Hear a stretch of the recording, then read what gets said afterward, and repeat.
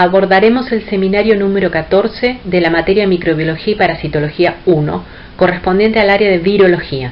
En el presente seminario estudiaremos dos modelos de infecciones persistentes: la infección por el virus hepatitis B, persistente crónica, y por el virus herpes simplex, persistente latente.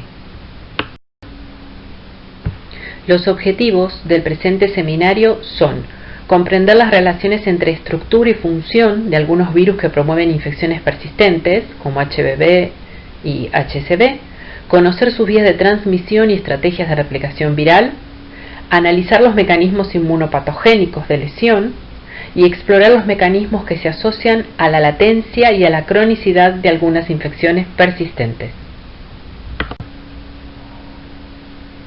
En la presente microfotografía electrónica pueden observar tres tipos distintos de partículas virales, todas pertenecientes al virus hepatitis B. Tienen un rol muy diferente en la patogénesis. Si observan, las más pequeñas fueron utilizadas para obtener la primera vacuna contra la hepatitis B y consiguientemente contra el cáncer. ¿Se pueden imaginar por qué? Nos referiremos a ello en las próximas imágenes. El HBV puede transmitirse en la comunidad de manera horizontal, por vía sexual o parental, o de manera vertical, principalmente connatal. La principal vía de transmisión es la exposición percutánea y de mucosas a fluidos corporales infectados. El ingreso por vía parenteral se produce especialmente mediante transfusiones de sangre o derivados, por compartir agujas contaminadas para inyección de drogas ilícitas, hemodiálisis, tatuajes, acupuntura o accidentes percutáneos. El virus también se transmite por vía sexual y vertical, generalmente perinatal, aunque un 5 o un 10% de los neonatos serían infectados en la vida intrauterina.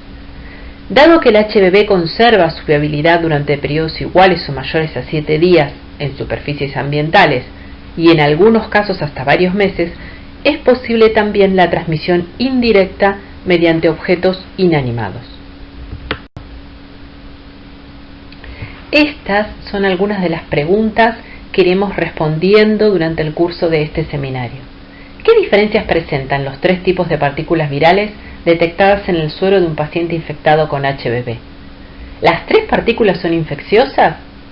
¿Se producen en la misma cantidad? ¿Por qué?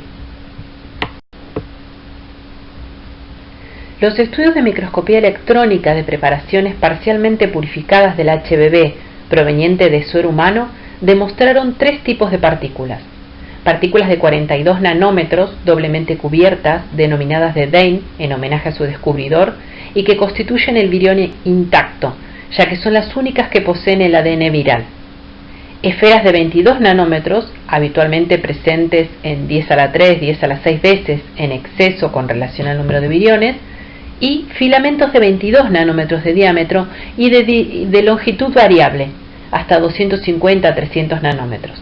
Estas dos últimas formas subvirales del HBV son partículas envueltas vacías, por lo que al carecer de ácido nucleico no son infecciosas. La relación entre partículas de Dehn y las otras es variable. A la izquierda se grafica la constitución antigénica de cada una de las tres partículas del HBV, donde se mencionan las proteínas small, medium y large con sus dominios constitutivos. El genoma del HBV es característico e inusual, ya que su DNA adopta una configuración circular laxa, es parcialmente doble cadena y el más pequeño de los virus ADNA. Posee una simetría en la longitud de sus dos cadenas de DNA. Una de ellas consiste en una unidad íntegra de longitud, mientras que la otra es menor que esa unidad, y su extensión varía entre un 20 y un 80% con relación a la primera cadena. La cadena más larga, L, posee una secuencia nucleotídica complementaria a la del RNA mensajero viral y por convención se la designa como de polaridad negativa o cadena menos. Consecuentemente, la cadena más corta, S, tiene polaridad positiva.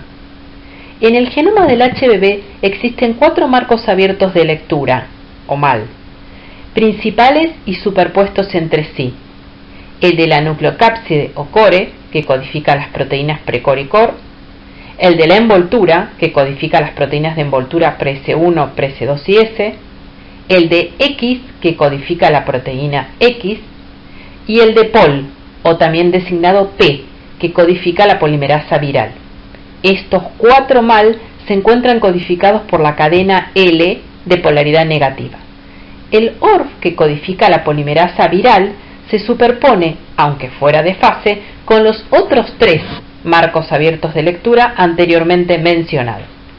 Esto adquiere relevancia cuando ocurren mutaciones en las secuencias que codifica para el antígeno S, como por ejemplo, como consecuencia de la presión de selección inducida en el hospedador por la inmunoprofilaxis específica, ya que dichos cambios nucleotídicos se producirán también en la secuencia de la polimerasa viral, traduciéndose o no en un cambio aminoácidico.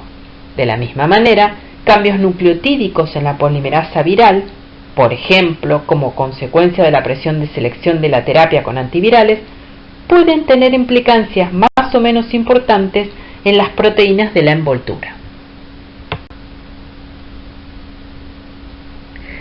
Si los genes que codifican para el antígeno de core y el antígeno E comparten el 77% de su secuencia aminoácidica, ¿por qué los anticuerpos anticore no se unen al antígeno E?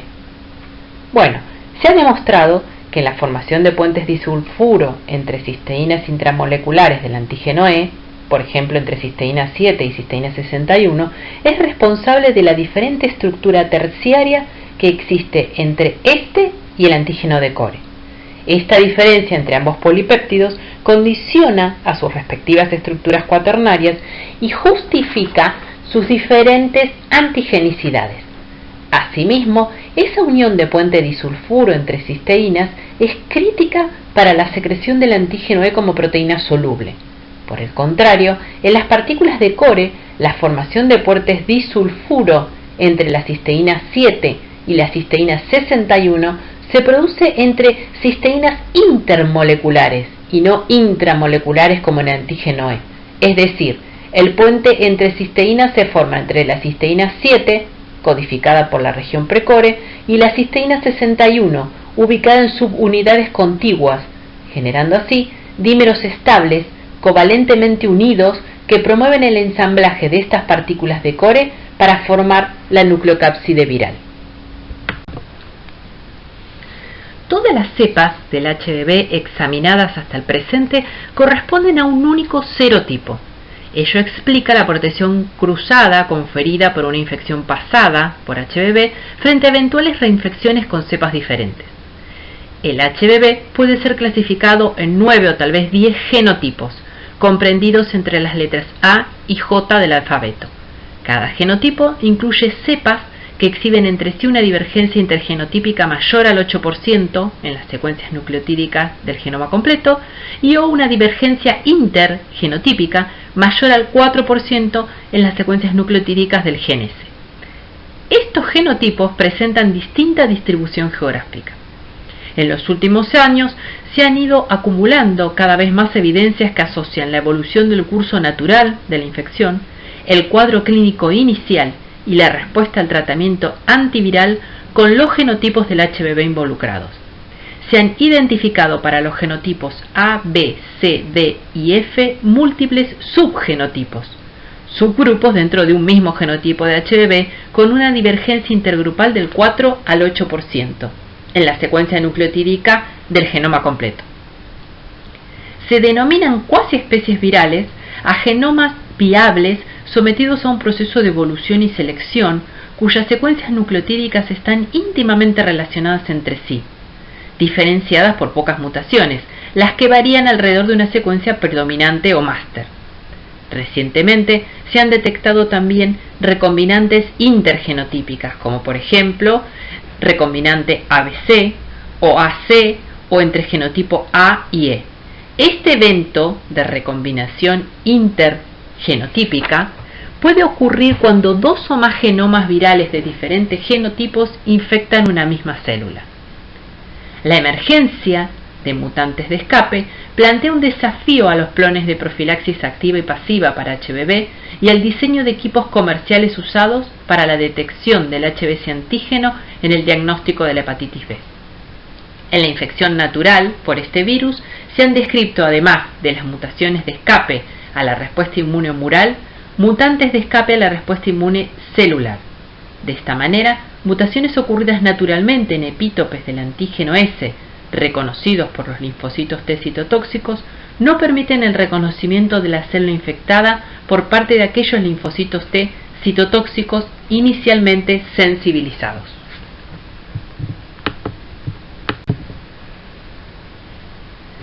En esta diapositiva se muestra un esquema simplificado de la replicación genómica del HBV.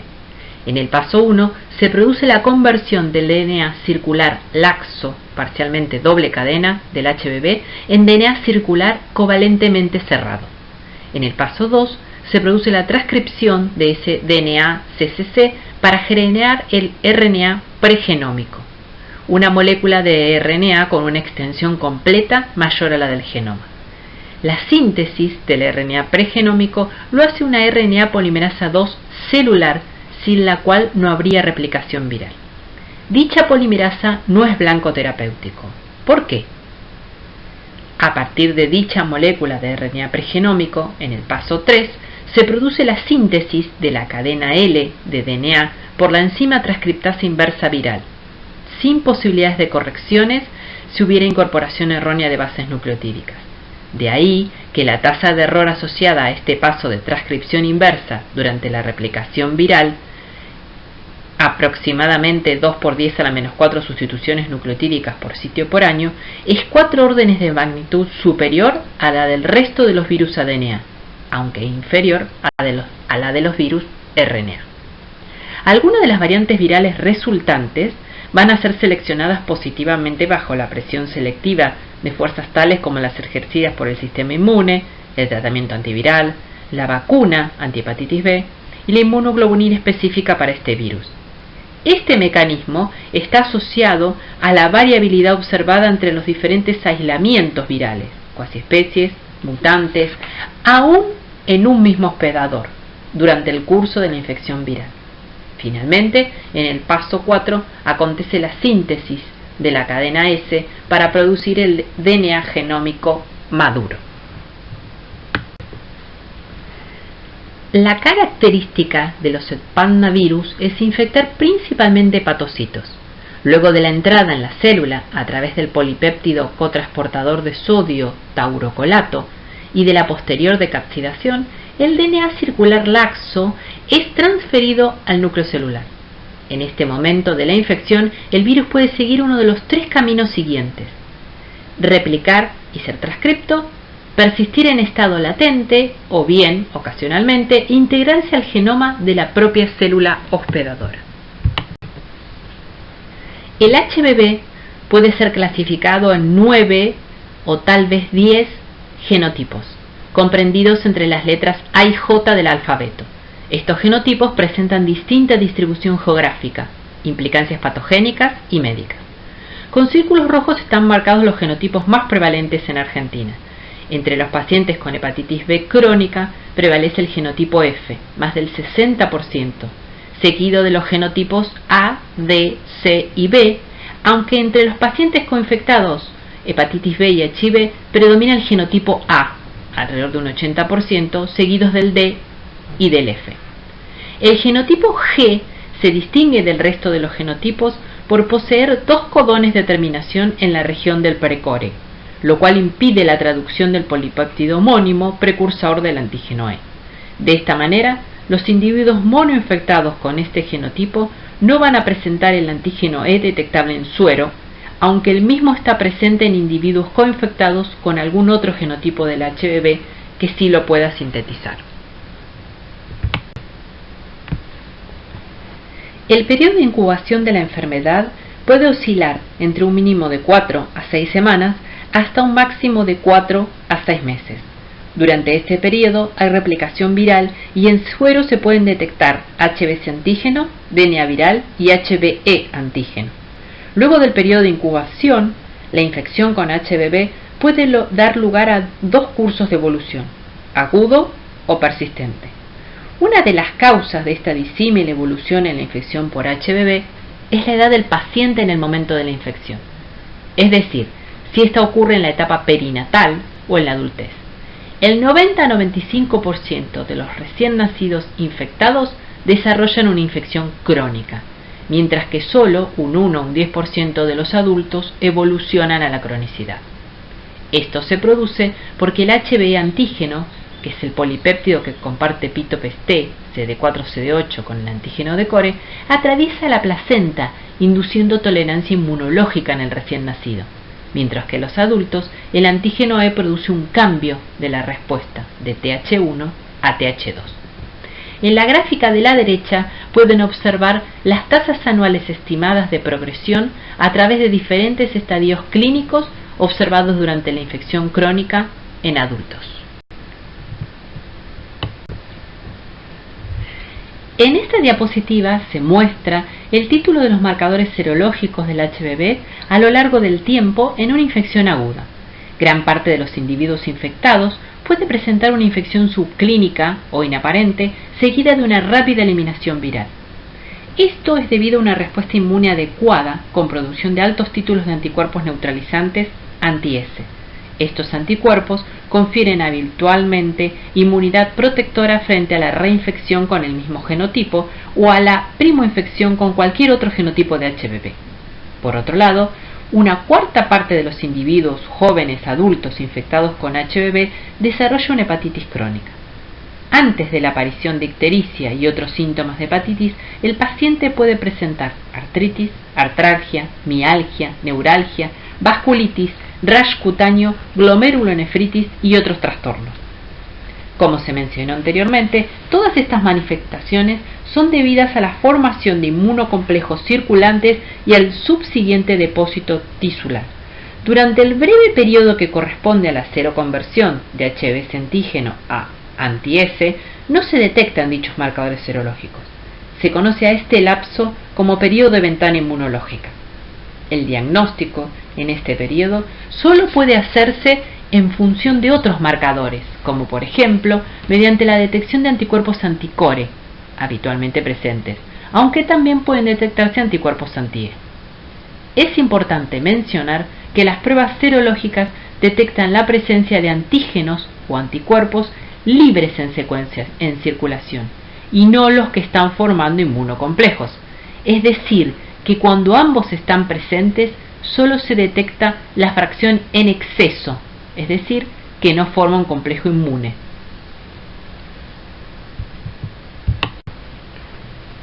Cuando un individuo entra por primera vez en contacto con el virus, los marcadores de la infección con HBV comienzan a ser detectables recién aproximadamente 6 a 10 semanas post-infección, con la aparición del HBc antígeno y del HBe antígeno, mientras que el DNA viral puede ser detectado en suero desde alrededor de 21 días antes de la aparición de los antígenos mencionados.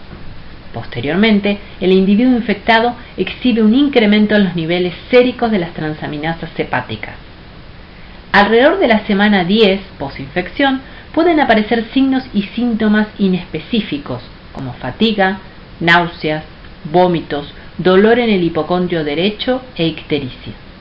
En esta etapa comienzan a detectarse anticuerpos séricos, IgM anticore.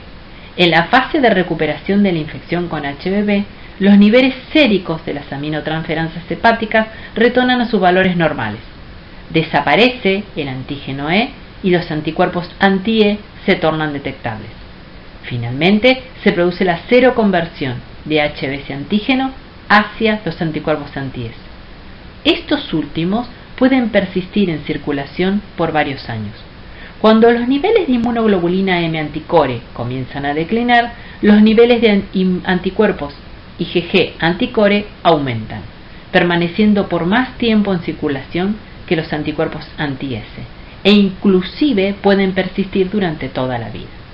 Si bien es indudable que los verdaderos anticuerpos neutralizantes son aquellos dirigidos contra la envoltura viral, el éxito de la limitación de la infección depende de una respuesta inmune vigorosa, policlonal y multiespecífica, celular, citotóxica, contra los diferentes antígenos del HBV.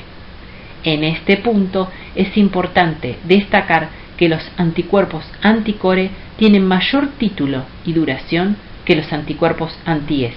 Esto se debe a que son T dependientes e independientes.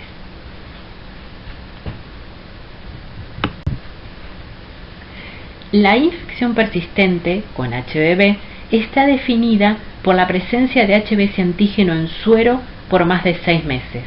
Esto es irrespectivamente de la presencia o ausencia de lesión necroinflamatoria, hepatitis crónica documentada mediante análisis histopatológico de una biopsia. El título de este antígeno es un factor predictivo de la actividad de los linfocitos T. Es muy importante entonces la cuantificación del HBs antígeno, determinación que hoy se realiza. Desde la fase aguda se detectan anticuerpos anticore, primero del tipo IgM y luego IgG. Estos últimos serán detectados durante toda la infección persistente. Los biomarcadores serológicos reflejan la actividad replicativa viral intrahepática como alternativas no invasivas a la biopsia hepática. El Correlated Antigen es un nuevo biomarcador que tiene un papel importante en la hepatitis crónica, porque se correlaciona con el DNA viral en suero y con el DNA CCC intrahepático, y es por esto que puede utilizarse como marcador de monitoreo. Desde el punto de vista patogénico, pueden reconocerse 4 fases en la infección crónica por HBV. La inmunotolerancia, la de eliminación viral por una activa respuesta inmune, hepatitis crónica antígeno positivo, la del estado de portador inactivo de HBs antígeno y la de reactivación de la replicación del HBV, hepatitis crónica antígeno E negativa. No todos los pacientes atraviesan estas 4 etapas. La fase de inmunotolerancia se caracteriza por la presencia de elevada carga viral plasmática, más de 10 a la 5 copias mililitros, antígeno E positivo y normalidad de las transaminasas séricas. El HBV induce inmunotolerancia mediante la secreción de antígeno E. Esta proteína soluble puede invadir el timo e inducir la delesión funcional de linfocitos TCD4 positivos restringidos por moléculas de histocompatibilidad de clase 2 específicos para ese antígeno.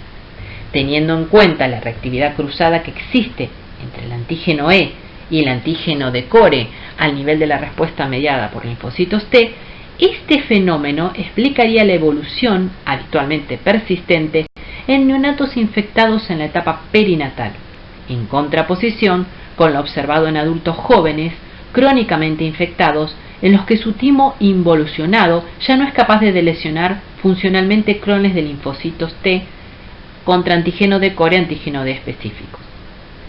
La fase de inmunoeliminación, hepatitis crónica antígeno E positivo, se caracteriza por la presencia de antígeno E asociado a altos o fluctuantes niveles de carga viral del HBV, persistente o intermitente elevación de los niveles séricos de las transaminasas hepáticas e inflamación activa del hígado.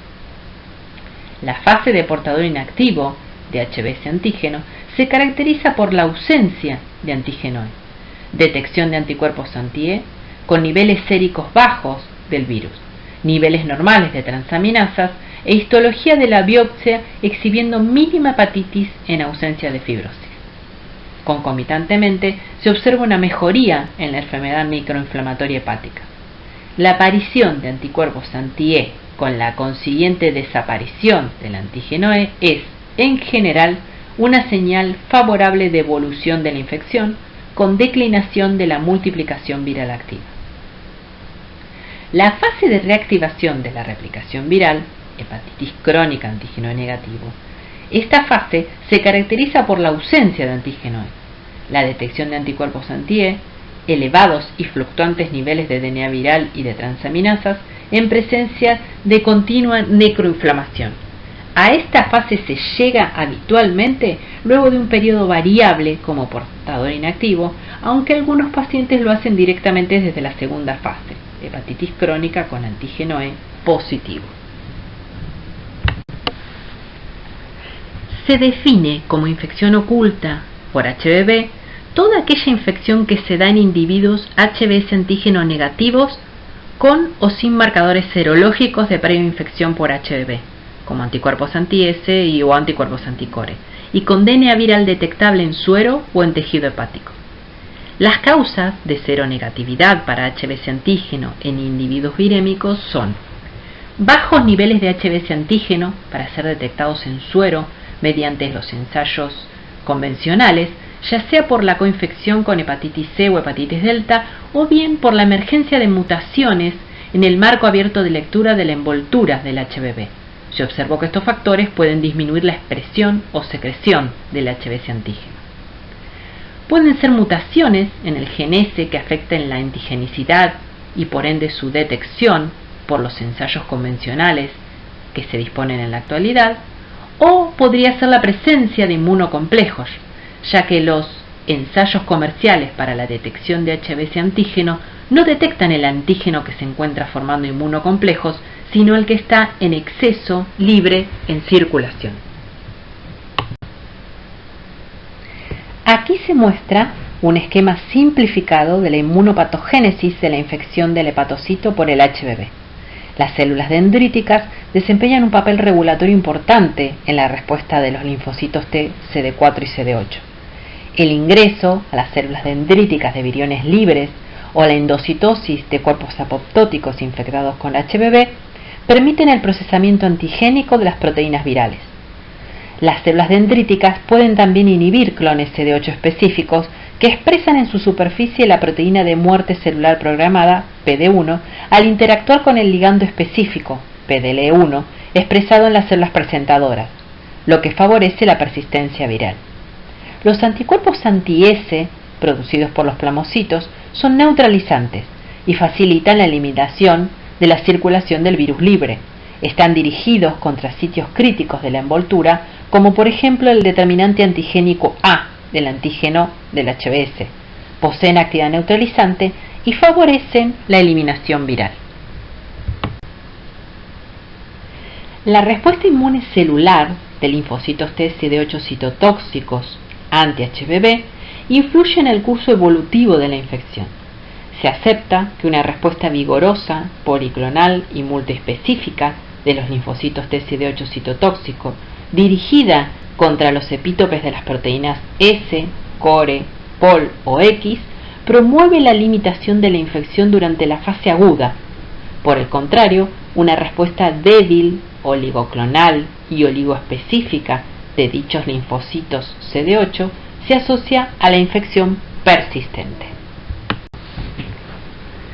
Dentro de los factores virales y celulares que permiten la persistencia del HBV podemos mencionar características generales del hospedador, supresión específica del sistema inmune, como falta de respuesta a un antígeno exclusivamente, persistencia de formas genómicas estables del HBV dentro de la célula, como por ejemplo el DNA CCC, infección de sitios privilegiados, por ejemplo linfomononucleares, integración del genoma viral al genoma celular y generación de variantes o mutantes del HBV que permitan la evasión a la respuesta inmune. Algunas de las variantes fenotípicas observadas en la envoltura viral pueden tener relevancia por tres motivos: escape a la respuesta inmune del hospedador, escape a la detección diagnóstica y escape dual a ambos eventos. Si bien las vacunas contra la hepatitis B que contienen como inmunógeno el HBC antígeno inducen protección completa contra la infección por el virus salvaje, diferentes estudios demostraron la posibilidad de adquirir la infección por dichos virus aún en aquellos casos en los cuales se había administrado una adecuada inmunización activa pasiva. Algunas de estas variantes que contienen HBC antígeno mutado además pueden escapar a la detección inmunológica por parte de algunos de los equipos comerciales usados para el diagnóstico de la infección por HBV y en los tamizajes de los bancos de sangre. Debido a esto, hoy las principales empresas que comercializan kits para detección en sangre solucionaron el problema de la detección de las más habituales mutantes utilizando anticuerpos policlonales y no monoclonales. Por ello, a diferencia de lo que sabíamos hace casi 2 décadas, hoy el problema tal vez no sea por la presencia de mutantes, sino por la baja cuantía del antígeno en suero, razón por la cual las técnicas NAT son muy recomendadas. En la infección por HBV se ha asociado estrechamente la infectividad a la detección del antígeno A en suero. Sin embargo, diversos estudios demostraron que en aproximadamente un 70% de los pacientes con hepatitis B crónica con serología negativa para antígeno E se detecta DNA viral en circulación y niveles séricos fluctuantes de las aminotransferasas hepáticas. A estas variantes virales se las denomina antígeno E-. Ello puede deberse a mutaciones en la región del core o precore.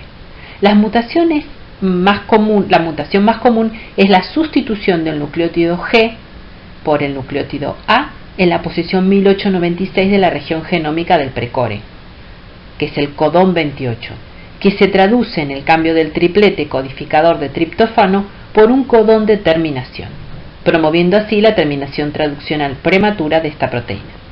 De esta manera, al verse interrumpida la síntesis completa de la proteína precore, de la cual deriva el antígeno E, se inhibe la síntesis de este último.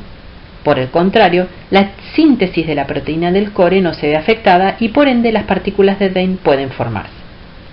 Como mencionamos anteriormente, el Core-Related Antigen es un nuevo biomarcador que tiene un papel importante en la hepatitis B crónica, porque se correlaciona con el ADN viral en suero y con el ADN CCCC intrahepático, y es por esto que puede utilizarse como marcador para el diagnóstico y monitoreo.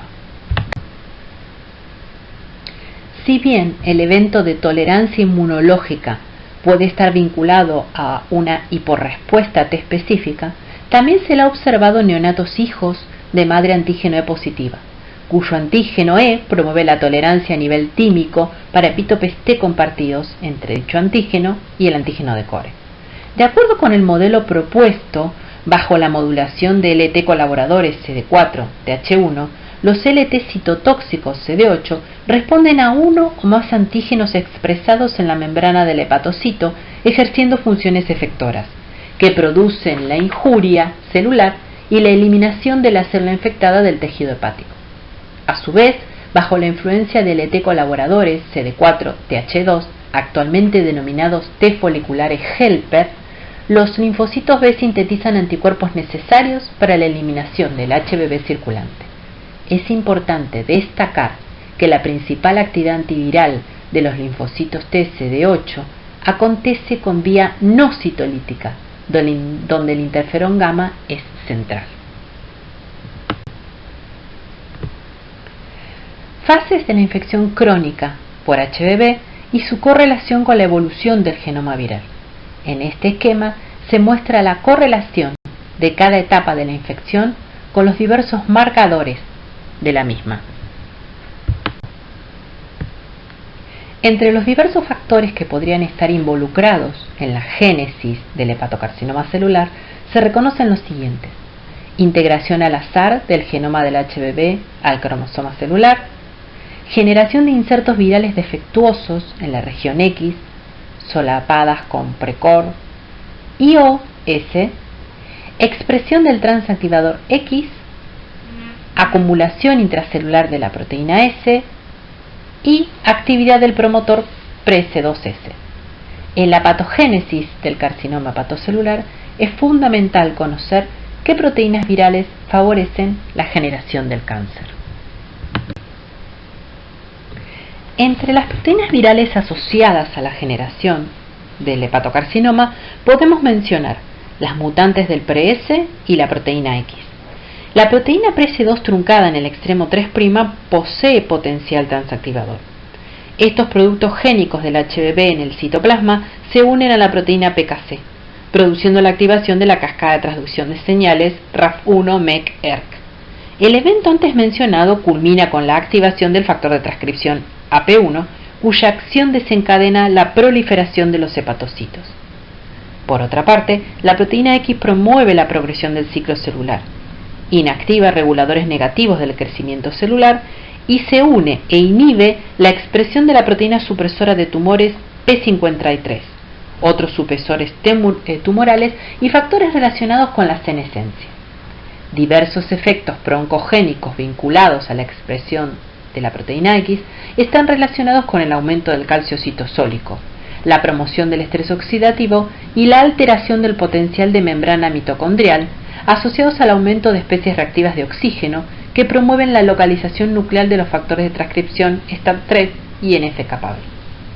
A su vez, la proteína X promueve modificaciones epigenéticas al modular la transcripción de metiltransferasas, lo que promueve una hipermetilación regional de DNA celular y, consiguientemente, el silenciamiento de genes supresores de tumores y global que resulta en inestabilidad cromosómica, contribuyendo a la hepatocarcinogénesis. Llamativamente, la proteína X exhibe tanto funciones proapoptóticas como antiapoptóticas, una contradicción que aún no es totalmente comprendida. Entre las funciones antiapoptóticas debe destacarse la inhibición de P53.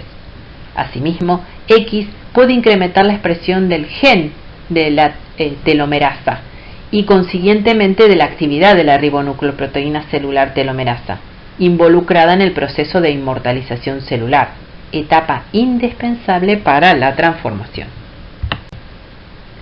En la presente tabla se presenta una síntesis de los factores involucrados en la progresión de la infección por HBV que puede culminar en la cirrosis y en el carcinoma hepatocelular. Los factores asociados a estas patologías pueden ser virales, como el genotipo, mutantes, ambientales, por ejemplo coinfección con otros virus, patologías previas, o del propio hospedador, como la edad, etnia, estado inmune, etc. A nivel extrahepático, el daño hístico producido por el depósito de inmunocomplejos formados por el HBs antígeno y las inmunoglobulinas específicas, con participación del sistema de complemento, se asocia a glomerulonefritis, arteritis y artritis. Estos inmunocomplejos están presentes en el 100% de los pacientes en la etapa aguda, pero perduran más allá de la cuarta semana de enfermedad solo en aquellos que desarrollan la infección persistente. La detección de dichos inmunocomplejos circulantes conformados por el HBs antígeno y anticuerpos específicos de clase IgM, IgG y también IgA es frecuente durante las fases de replicación viral activa. Por ello, es frecuente que algunos pacientes concurran al examen clínico por un cuadro de compromiso renal compatible con una glomerulonefritis o por mialgias o artralgias que direccionan la investigación etiológica, entre otras causas, hacia una infección por HBV.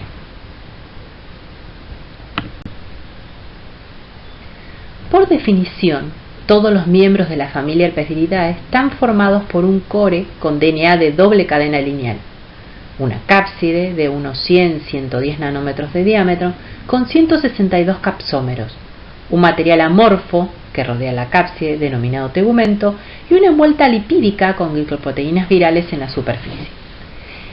El virión puede tener hasta 35 proteínas, conteniendo incluso enzimas implicadas en el metabolismo de los ácidos nucleicos, síntesis de DNA y procesamiento proteico. Su tamaño va desde los 120 a los 300 nanómetros. Esta variación depende, en parte, del grosor del tegumento, pudiendo variar de unos herpesvirus a otros, o incluso dentro de la misma especie. Todos los miembros de esta familia viral producen infecciones persistentes latentes. El Comité Internacional de Taxonomía de Virus ha clasificado a los herpesvirus en 3 subfamilias, basándose en sus propiedades biológicas: alfa, beta y gamma herpesviridae. Es importante destacar que en algunas subfamilias la célula blanco de la replicación viral productiva es distinta de la célula donde se realiza la latencia viral, mientras que para otras es la misma estirpe celular. Los alfavirus tienen un rango variable de posibles huéspedes, ciclo reproductivo relativamente corto, crecimiento fácil en cultivo, eficiente destrucción celular y alta capacidad para establecer latencia, principalmente en ganglios sensoriales. Dentro de esta subfamilia se clasifican herpes simplex 1 y 2 y el virus varicela zoster. Los betavirus tienen un rango de huésped muy estrecho. El ciclo reproductivo es lento y crecen muy lentamente en cultivo. La célula infectada puede aumentar mucho de tamaño, citomegalia. El virus puede permanecer en latencia en glándulas secretoras, células linfoides, riñón y otros tejidos. En esta subfamilia se clasifican citomegalovirus humano y los virus herpes humanos 6 y 7. Gamma virus. In vitro, todos los miembros de este grupo replican en células linfoblásticas, aunque en algunos casos pueden lisar células fibroblásticas o epiteliales. Existen virus específicos de linfocitos T y B. Se suele inducir la fase de latencia. A esta subfamilia pertenecen el virus de Epstein-Barr y el herpes humano 8. En este cuadro comparativo se enumeran las similitudes y diferencias documentadas entre todos los miembros de la familia Herpesviridae en cuanto a sus características estructurales, células blancos de infección, tipos de infección producida, entre otras. Son infecciones de alta prevalencia en la población general, donde las primoinfecciones ocurren en edades tempranas, como pasa para herpes simplex, citomegalo, Epstein-Barr, varicela zoster. En general, son similares en cuanto a su estructura y propiedades biológicas. Todos realizan infecciones persistentes latentes con fases productivas con expresión génica en cascada y fases de latencia viral. Aquí se observa, a la derecha, una microfotografía electrónica de una partícula viral perteneciente a la familia Herpesviridae. En la misma se observa, de afuera hacia adentro, la envoltura donde se encuentran inmersas las glicoproteínas virales responsables de la adherencia a la célula hospedadora, la fusión de membrana y el escape a la respuesta inmune. El tegumento, formado por enzimas y proteínas que ayudan a iniciar la replicación viral, y una cápside de simetría icosaédrica que contiene el genoma viral. Dicho genoma es ADN doble cadena con extremos palindrómicos, lo que le permite circularizarse en el núcleo de la célula. Este genoma codifica para una importante cantidad de genes, entre 80 y 200. Como dijimos previamente, todos los miembros de esta familia viral presentan genomas ADN doble cadena lineales con extremos palindrómicos, lo que le permite circularizarse en el núcleo celular. Este genoma codifica para una importante cantidad de genes, entre 80 y 200, y está organizado en dos componentes, L y S. Cada uno de ellos consta de secuencias únicas, ULS y US, no repetidas, flanqueadas por repeticiones invertidas palindrómicas que permiten reorganizar las regiones únicas del genoma. Los mecanismos de transmisión involucrados en la infección por herpes simplex 1 o 2 son el contacto directo de piel y mucosas entre un sujeto que está excretando el virus en forma sintomática o asintomática y otro que es susceptible a la infección. Las formas más frecuentes de adquirir la infección son a través del contacto oral, como el beso, la autoinoculación en la mucosa conjuntival o en la piel a través de microlesiones, por compartir fomites, a través de contacto sexual y por el contacto directo con un canal de parto con lesiones. Como mencionamos anteriormente, los mecanismos de transmisión involucrados en la infección por ambos virus son el contacto directo de piel y mucosas. La manifestación clínica primaria más común del herpes orofacial es la gingivoestomatitis herpética, donde el herpes simplex 1 es la principal etiología. Este cuadro es autolimitado en un inmunocompetente, cesando alrededor de los 10 días y se vuelve diseminado en un paciente inmunocomprometido.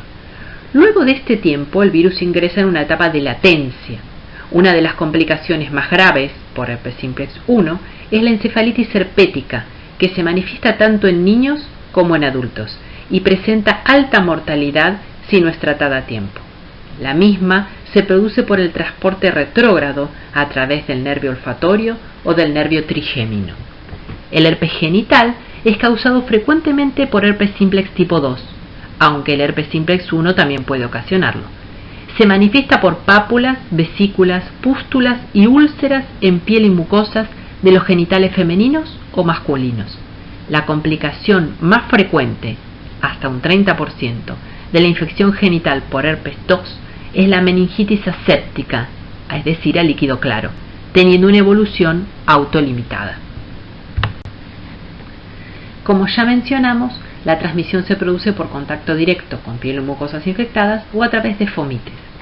La replicación viral en dichos tejidos causa efectos citopáticos directos que se manifiestan habitualmente con vesículas que pueden ulcerarse. Tienen habitualmente una base macular y terminan formando costras, las cuales favorecen la diseminación del virus al exterior. El virus evita los anticuerpos neutralizantes al diseminarse de célula a célula mediante la formación de sincicios. Una vez que el virus llega al axón de una neurona sensorial, viaja por transporte intraaxonal retrógrado hasta el ganglio sensorial, donde establece la latencia en las neuronas. Se pudo observar al microscopio electrónico el viaje de subcomponentes virales en el transporte axonal. El virus se reactiva a partir de la latencia por estrés o supresión inmune, donde la enfermedad recurrente, igual a la primoinfección desde la clínica, es una fuente de contagio. Es importante destacar que no hace falta la supresión inmune para la reactivación, aunque su presencia, por supuesto, la favorece.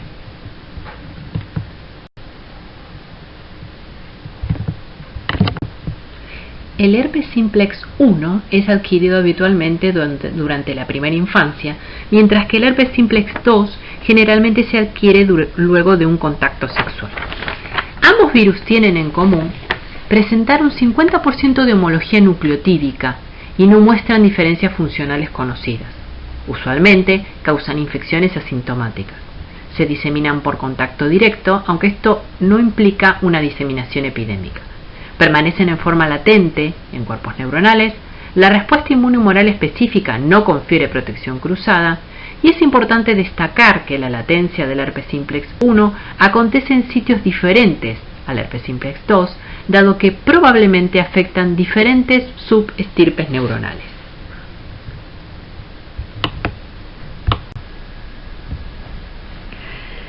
¿Verdadero o falso?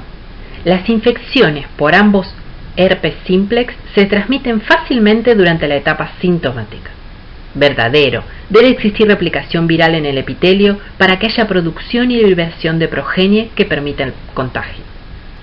¿Las reinfecciones por herpes simplex son las que causan complicaciones en la adultez? Falso, ya que las infecciones causadas por ambos herpes persisten toda la vida y no se habla de reinfecciones sino de reactivaciones. A partir de la vacunación universal, ¿la frecuencia de infección por ambos virus disminuyó significativamente en todo el mundo? Falso, ya que no hay una vacunación universal para herpes simplex. El primer paso en la replicación del herpes es el ingreso a la célula epitelial susceptible de infección. Para esto el virus se absorbe a la superficie celular mediante sus glicoproteínas e ingresa a la célula por fusión de membranas. Las distintas etapas del ciclo de replicación se dan tanto en el citoplasma como en el núcleo celular. La cápside, conteniendo el genoma viral, es transportada por el citoplasma hasta la membrana nuclear. Allí, el ADN viral ingresa al núcleo a través del poro nuclear. Una vez en el núcleo celular, los genes del herpes son transcriptos de manera secuencial en tres grupos. Primero, los genes alfa, denominados inmediato tempranos, los cuales paralizan el metabolismo celular y bloquean las defensas de la célula hospedadora. Los genes beta, o tempranos, como la timidinquinasa y la DNA polimerasa, y los tardíos, o gamma, proteínas estructurales como las que conforman la cápside, el tegumento y la envoltura. Los RNA mensajeros son transportados al citoplasma, donde son traducidos también de manera secuencial. Estas proteínas luego ingresan al núcleo para intervenir en el ciclo de replicación, como la DNA polimerasa, o para comenzar con el proceso de ensamblado de las partículas virales, como las proteínas de la cápside. Las glicoproteínas virales son procesadas en el retículo endoplásmico y en el Golgi para luego ser exportadas hacia la membrana plasmática. El herpes simplex 1 experimenta un proceso de empaquetamiento primario y secundario. La envoltura primaria se adquiere brotando en la membrana nuclear interna de la célula. Esto luego se fusiona con la membrana nuclear externa, liberando una cápside desnuda en el citoplasma. El virus adquiere su envoltura final al brotar en vesículas citoplasmáticas. Después del ensamblaje en el núcleo, las nucleocápsides de herpes 1 se transportan hacia afuera a través del citoplasma hacia la superficie celular, tanto en las células epiteliales como en las neuronales. Luego de la fase de replicación viral, con producción de partículas en el tejido epitelial, sobreviene la fase de latencia. Para esto el virus accede a una terminal de un nervio periférico, de una neurona sensorial, y viaja por el axón hacia el núcleo neuronal, progresión intraaxonal retrógrada, donde el DNA viral queda en estado episomal. En este estado de latencia puede permanecer periodos prolongados de tiempo hasta que se produzca la reactivación, que terminará en una recurrencia mediante la cual el virus viajará por el axón hasta la célula epitelial que inerva para comenzar con otro ciclo de replicación viral con producción de progenie. Es importante destacar que en los axones se produce el viaje de subcomponentes virales.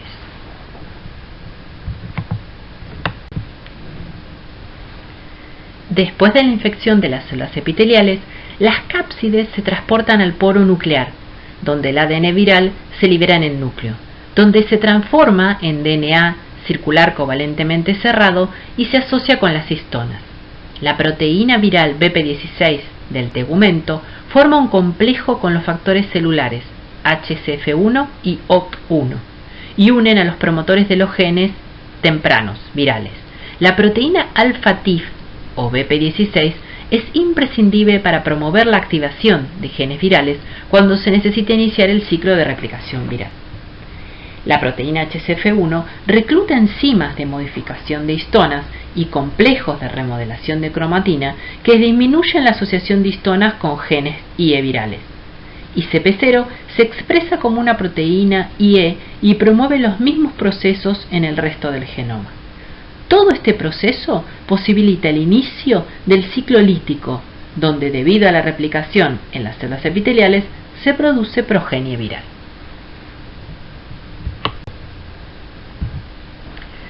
Después de la infección de las células neuronales, la cápside también se transporta al poro nuclear, donde el ADN viral se libera en el núcleo, donde se transforma en DNA circular covalentemente cerrado y se asocia con las histonas.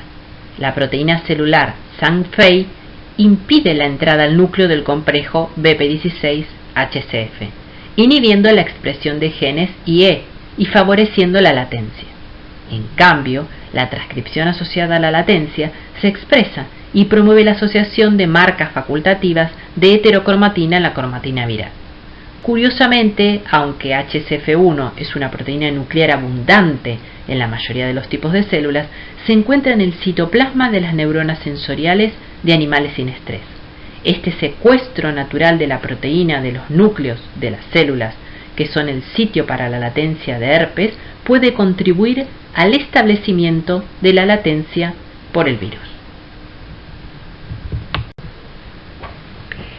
Las etapas de la latencia viral para herpes pueden dividirse en tres: establecimiento, mantenimiento y reactivación.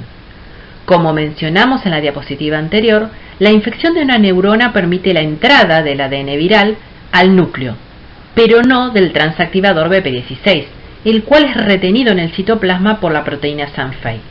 Los genes virales inmediatos tempranos se silencian. En la etapa de mantenimiento, los transcriptos asociados a latencia, o LATs, codifican microRNAs que suprimen la expresión de proteínas virales IE. Las neuronas, que no se dividen, no requieren un mecanismo para replicar o dividir fielmente los genomas virales. En la última etapa de reactivación, las señales de estrés inducen la expresión de novo de BP16 y su reclutamiento en el núcleo, probablemente a través de HCF, para activar la expresión de genes inmediatos tempranos virales. Es importante destacar que también hay reactivación independiente de BP16. Como se mencionó anteriormente, uno de los factores que mantienen la latencia viral en las células neuronales son los LATs, o transcriptos asociados a la latencia. Estas moléculas de RNA no tienen polaridad de mensajero y no están asociados a neurovirulencia, aunque sí inhiben la apoptosis neuronal. y CP0 es un transactivador promiscuo de toda clase de genes de herpes. Acá se puede observar una representación de las interacciones moleculares en los ganglios que muestran la relación inversa entre LAT y proteínas líticas. La activación comprende la transcripción activa de los ARN mensajeros virales y una alta expresión de proteínas líticas acompañada de una baja producción de LAT. La latencia comprende el control de la expresión de las proteínas del herpes en los cuerpos de las células neuronales en el ganglio por las células CD8 positivas residentes locales. El interferón gamma y la granzima B liberada por las células T huésped pueden inhibir la expresión de las proteínas líticas. En esta instancia, la producción de LAT es alta, mientras que la expresión de proteínas líticas es baja. La reactivación de herpes simplex se da por estímulos inespecíficos, como la radiación solar, el estrés, la menstruación, dermatomías, etc. La inmunodepresión no es un estímulo imprescindible para la reactivación. No hay necrosis neuronal en la reactivación. La recurrencia ocurre a veces por los nervios sensoriales y llega a los lóbulos temporales produciendo una encefalitis herpética, la cual es la causa más frecuente de encefalitis esporádica en adultos inmunocompetentes. Es la primera causa mundial de encefalitis no epidémica. ¿Verdadero o falso? En el núcleo de la neurona, el DNA viral permanece en forma episomal, entrando en latencia. Verdadero. La síntesis de proteínas virales en células epiteliales es en etapas temporal y funcionalmente diferentes. Verdadero. Los LATs expresados en células epiteliales inhiben la apoptosis de estas células durante los periodos de latencia. Falso. Los LATs se expresan únicamente en neuronas.